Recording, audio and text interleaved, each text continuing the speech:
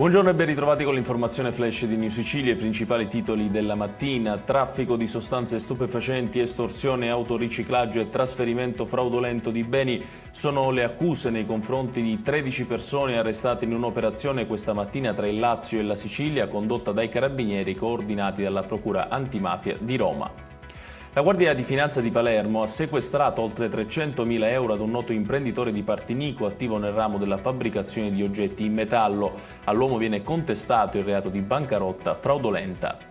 La Procura di Caltanissetta ha chiesto il rinvio a giudizio per truffa allo Stato di 104 percettori del reddito di cittadinanza accusati di simulare acquisti in negozi compiacenti che invece di vendere prodotti avrebbero dato loro dei soldi contanti, trattenendo fra il 10 e il 15% della somma.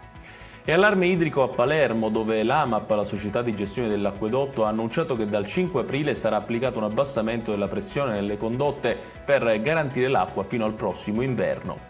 Infine, era originario di Marsala, in provincia di Trapani, l'uomo di 46 anni morto nel pomeriggio del lunedì di Pasquetta dopo essere stato travolto da un convoglio della metropolitana di Milano. Gli inquirenti sono al lavoro per capire se si sia trattato di un incidente o di un gesto volontario. Ed è tutto per questa edizione. Tutti i dettagli su queste notizie li trovate come sempre sul nostro sito www.newsicilia.it. Grazie per averci seguito e arrivederci.